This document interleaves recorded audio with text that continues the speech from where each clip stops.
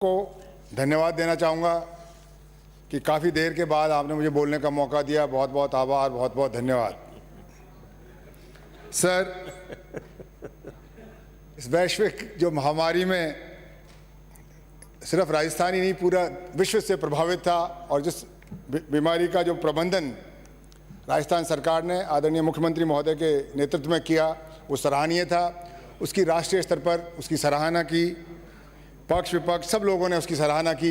बेहतर प्रबंधन था, ना सिर्फ बीमारी के इलाज का, दवाइयों का, मशीनों का, जो कुछ भी उपलब्ध कराना था उसमें सरकार भी धन्यवाद की पात्र है, विपक्ष भी धन्यवाद का पात्र है और राजस्थान की जनता भी। सब ने सहयोग किया और सबके सहयोग से ही राजस्थान इसका सफलता से मुकाबला कर पाया।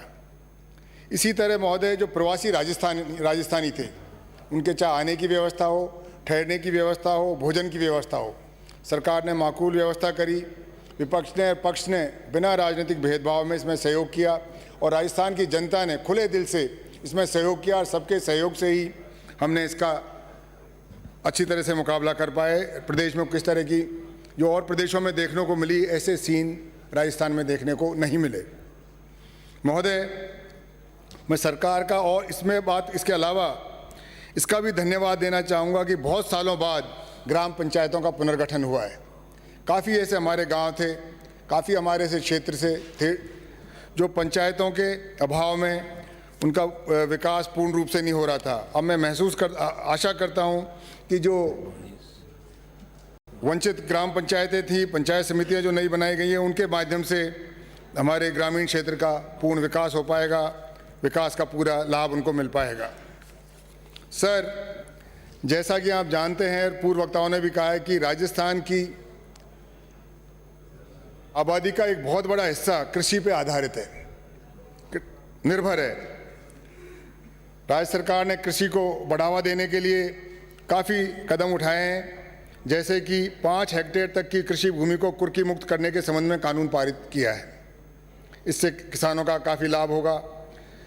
किसानों के एवं आमजन की कठिनाई को ध्यान में रखते हुए जो बिजली का सिंचाई की जो बिजली दिन में दी जाती थी, रात में दी जाती थी, उससे निजात दिलाने के लिए 2023 तक सरकार ने वादा किया है कि सिंचाई की बिजली दिन में मिलेगी, जिससे किसानों को बहुत बड़ी राहत मिलेगी। इसी के साथ साथ ही सर, पहले बहुत सारे क्षेत्र थे जिसमें ट्यूबवेल खोदने के लिए लोगों को एनओसी प्राप्त करनी होती थी। एनओसी में देर होती थी, तरह तरह की शिकायत होती थी। सरकार ने उसकी जो आवश्यकता है उसके प्रावधान को समाप्त कर दिया है। मैं मानता हूँ इससे हमारी जनता को बहुत बड़ी राहत मिलेगी। सर, एक चीज़ जो केंद्र और राज्य सरकार दोनों को मिलकर करनी चाहिए, आज के सुबह के अखबार में ही था कि पेट्रोल का भाव जयपुर में 94 रुपये प्रति लीटर हो गया। मैं केंद्र और राज्य सरकार या दलगत राजनीति से ऊपर उठ के आग्रह करना चाहूँगा दोनों सरकारों से कि कम से कम इससे आम आदमी प्रभावित होता है। पेट्रोल, डीजल, हर किसी के पास मोटरसाइकिल है, ट्रैक्टर है, वाहन है, जो कुछ भी है, इससे प्रभावित होता है। तो राज्य सरकार ने जैसे 2 रुपये प्रति लीटर ड्यूटी कम की है, केंद्र सरकार को भी कुछ करना चाहिए व्यापक स्तर पे, ताकि इसका लाभ आम आदमी को पड़े। ये वाकई में एक चिंता का विषय है। सर, अभी पूरे देश में किसान आंदोलन चल रहा है। हर पार्टी किसानों की बात करती है, अपने आप को किसानों का हितैषी बताती है और किसानों की जो स्थिति है सबको पता है। आजकल तो टीवी पे तो खबर पूरी नहीं आती, पर सोशल मीडिया के मार्फत पता लगता है। नेता प्रतिपक्ष यहाँ विराज रहे हैं। सर, आपने भी अनेक आंदोलन किए हैं, आप भी अनेक बार जेल में गए हैं, पर क्या कोई ऐसी जेल में रहे आप जिसमें बिजली नहीं था, पानी नहीं था? आपके ज़माने में उस टाइम में हो सकता है इंटरनेट की सुविधा नहीं थी, पर आपको भी जो मूलभूत सुविधाएँ थी वो जेल के अंदर भी उपलब्ध थी। आज हमारे किसान वहाँ पड़े हुए हैं, उनकी बिजली काट दी, उनका पानी काट दिया, इंटरनेट सेवाएं बंद कर दी और कांटे काट दिए, वहाँ कटीले उनकी 4 दीवारी कर दी। ये अवमाननीय व्यवहार है। इसकी पार्टी का राजनीति से संबंध नहीं है। प्रदर्शन करना, विरोध करना प्रजातंत्र का एक अहम हिस्सा है और इस आदमी को शांतिपूर्ण तरीके से करने का मौका दिया जाना चाहिए। इससे देश की और हमारे प्रदेश की प्रतिष्ठा को ठेस पहुँचती है। सर, तिरंगे का अपमान का उपनेता प्रतिपक्ष आए हैं सर, इनको बड़ी चिंता है हमारे देश के और हमारे तिरंगे की शान का। जिसने तिरंगे का अपमान किया 26 जनवरी को, वो कौन व्यक्ति है शायद नेता उपनेता प्रतिपक्ष को पता नहीं है, पर पूरे हिंदुस्तान को पता है किनका मित्र था, किनके साथ फोटो खिंचवाता था, किनके साथ प्रचार प्रसार करता था, किस साजिश के तहत वो गया। और आप कहते हो कि किसानों ने किया। किसान तो बैठे हुए हैं, 200 से ज़्यादा आदमी मर चुके हैं सर। कोई तो जाता वहाँ से। वो दिल्ली के दरवाजे पे बैठे हुए हैं सर। प्रधानमंत्री जी कहते हैं मैं फ़ोन करने को तैयार हूँ, एक फ़ोन में मुझे बुला लें। अरे आप चले जाइए भाई, इनके वोट से आप जीते हैं, वो आपके कारण नहीं, आप उनके कारण हो। इसलिए थोड़ा मैं आशा करता हूँ कि केंद्र सरकार उनके प्रति भी थोड़ी सहानुभूति दिखाएगी और जो भी उचित उसका निराकरण है, समाधान है, वो करेगी। एक सर बड़ी बात चली है माफियाओं की, तरह तरह के माफिया उपनेता प्रतिपक्ष ने गिनाए। बजरी माफिया, शराब माफिया, शिक्षा माफिया, ब्याज माफिया। अब राजेंद्र जी को जितना उपनेता प्रतिपक्ष को जितना ज्ञान है, तो क्योंकि मैं तो पहली बार सदन में आया हूँ, अनुभवी आदमी है, ये माफिया को भी, और जिस तरह से इन्होंने बनाया अवैध शराब का काम कैसे होता है, कैसे क्या मिलाई जाती है, कैसे बनती है, कहाँ से आती है, सादुलपुर से आती है, चूरू होते हुए आगे जाती है, और कैसे ये गैंग वॉर होते हैं, माफिया वॉर होते हैं।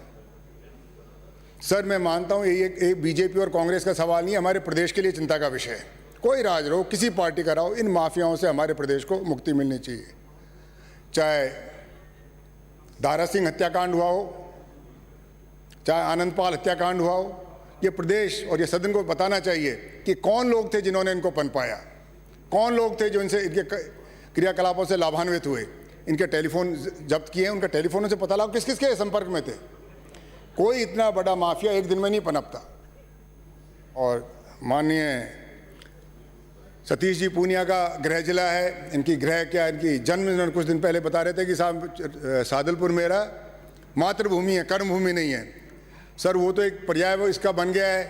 कोई अपराध हो, अपराध का गढ़ क्यों बन गया इतना एक अच्छी जगह, जो चीज़ हो वहाँ, चाहे न्यांगली कांड हो, चाहे ये कांड हो, चाहे वो कांड हो, वो सादुलपुर से क्यों शुरू होता है।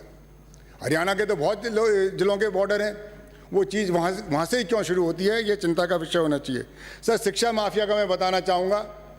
मेरे निर्वाचन क्षेत्र में एक गाँव है दूनी, बड़ा गाँव है सर, तहसील हेडक्वार्टर है। 98 तक कटारिया साहब वहाँ जो गर्ल्स हायर सेकेंडरी स्कूल है उसमें साइंस विषय था सर। मैंने पहली बार सुना है सर, प्राइवेट स्कूलों के प्रभाव में आके, उनके असर में आके सरकार ने उस स्कूल से साइंस हटा दी, हायर सेकेंडरी स्कूल से, गर्ल्स स्कूल से, ताकि वहाँ की बच्चियाँ प्राइवेट स्कूलों में जाएँ। सर लोग तो साइंस खुलवाते हैं, ये मैंने पहली बार उल्टा देखा है। तो मैं सरकार से आग्रह करूँगा ऐसा अन्याय नहीं करें। जो भी हमारी बच्चों की वो है जो सब्जेक्ट था जिनकी आवश्यकता है, क्योंकि बहुत सारी गाँवों की जो बड़ी लड़कियाँ होती हैं ना सर, उनके घर वाले दूर नहीं भेजते, कोई आवागमन के साधन नहीं है, फिर बहुत सारी बच्चियों को पढ़ाई छोड़ देनी पड़ती है। तो मैं तो आग्रह करता हूँ कि जो भी हमारी बच्चों बालिका हायर सेकेंडरी स्कूल्स हैं उसमें सब विषय जो बच्चियाँ चाहें उनको होना चाहिए। अन्यथा प्राइवेट स्कूलों में जाना पड़ता है, प्राइवेट स्कूल महंगी भी होती है, आम आदमी जा नहीं सकता, और इसमें अहित होता है जनता का। सर मेरी जो निर्वाचन क्षेत्र है देवली, उसमें आमली ग्राम पंचायत से लेके जो सवाई माधोपुर के लगी हुई है, हिसामपुर है जो केकड़ी के लगी हुई है अजमेर में, 200 किलोमीटर की दूरी है सर। एक भी गर्ल्स कॉलेज नहीं है, एक भी 200 किलोमीटर के दायरे में, और वहाँ 8 प्राइवेट कॉलेज हैं। लोगों को मजबूरी में, खासतौर से गर्ल्स कॉलेज को, बच्चियों को वहाँ प्राइवेट स्कूल्स में, कॉलेजेस में जाना पड़ता है। तो मैं सरकार से आग्रह करना चाहूँगा कि शिक्षा माफिया से जो प्राइवेट सेक्टर में चल रहा है, इससे मुक्ति दिलाने के लिए ज़्यादा से ज़्यादा हमारी गर्ल्स कॉलेज और गर्ल्स स्कूल्स खोली जाएं। सर एक बड़ा विषय है जिसका मेरी खुद की समझ में नहीं आया, मैं राजस्थान का रहने वाला हूँ, कहीं बाहर से नहीं आया, और जहाँ तक मुझे याद है मेरे माँ बाप भी राजस्थान में पैदा हुए थे, हम कहीं बाहर से नहीं आए। सर राजस्थानी भाषा क्या है? हर आदमी कहता है हमारे मान का, शान का, आन का प्रतीक है। सर मुझे बताएं राजस्थानी भाषा है क्या? जो गंगानगर में बोलता है वो राजस्थानी है, या बांसवाड़ा में बोलता है वो राजस्थानी है? जो जैसलमेर में बोलता है वो राजस्थानी है, धौलपुर में बोलता है वो? आप भाषा को मान्यता देना चाहते हैं, हमको बता दो भाषा है कौन सी। ये बोलियां हैं, भाषा वो होती है जिसकी लिपि होती है। क्या इसकी लिपि क्या है हमारी? आप हमारे ऊपर थोपिए मत सर, क्योंकि आप जैसे जानते हैं पहले ही इस प्रदेश में भरतपुर में पूर्व स्पीकर हमारे गिरिराज तिवारी जी की अध्यक्षता में एक कमेटी बनी हुई है, ब्रज भाषा प्रदेश कमेटी। वो कहते हैं उसको लागू करो, हमको मुक्त इससे कुछ नहीं चाहिए सर, कोई सी भी भाषा बोलो। हम तो चाहते हैं हमारे बच्चों को रोजगार मिले, हमारे महंगाई से मुक्ति मिले, अत्याचार से मुक्ति मिले। ये राजस्थानी भाषा से क्या मिलेगा किसी को? किसको क्या मिलेगा? कितने बेरोजगारों को रोजगार मिलेगा? कितने प्यासों को पानी मिलेगा? कितने भूखों को रोटी मिलेगी? तो मेरी सरकार से ये आग्रह है सर, इसको भाषाओं को, क्योंकि कुछ लोग चाहते हैं इस प्रदेश में, इस देश में आपको जाति पे बांटे, आपको धर्म पे बांटे, आपको क्षेत्र पे बांटे, अब भाषा पे बांटेंगे। ये लोग आपको लड़ा भिड़ा के प्रदेश में अपनी जो शांति व्यवस्था बनी हुई है इस पर लड़ाना चाहते हैं। तो मैं चाहता हूँ इस राजस्थानी भाषा का यहाँ ही ख़त्म किया जाए। जो भाषा चल रही है हमारा ठीक है, कोई काम नहीं अटक रहा। हमें तो इस महंगाई से मुक्ति दे दो, बेरोजगारी से मुक्ति दिला दो, भ्रष्टाचार से मुक्ति दिला दो, अत्याचार से मुक्ति दिला दो, हमारा काम चल जाएगा सर। हमें राजस्थानी भाषा के यहाँ तक हाथ जोड़े, और अगर पास किया मैं विरोध करता हूँ उसका सर, मैं अकेला रह जाऊँ मैं विरोध करूँगा इसका, ये हमारी मांग नहीं है सर। इसके साथ ही मैं धन्यवाद देना चाहूँगा आदरणीय राज्यपाल महोदय का कि उन्होंने राज्य सरकार की जो अभिभाषण गवर्नर साहब ने जो पढ़ा उसमें उपलब्धियां बताई, और मैं आशा करता हूं कि इसी रूप में हमारी प्रगति होती रहे। अंत में सर एक जो सुझाव मुझे आदरणीय कटारिया साहब का, राजेंद्र सिंह जी का और बाकी लोगों ने बताया, बहुत अच्छा लगा, उसमें मैं भी सहमत हूं कि जो अधिकारी दागी हैं, राजेंद्र जी ने कुछ सर्कुलर्स का हवाला दिया कि इनको फील्ड पोस्टिंग नहीं मिल सकती, उस पर सरकार विचार करे। जो फील्ड पोस्टिंग लायक नहीं है उसको नहीं लगाया जाए, और जिनको लगा दिए उनको अविलंब हटाया जाए। सर आपने बोलने का मौका दिया, बहुत बहुत आभार, धन्यवाद, जय हिंद।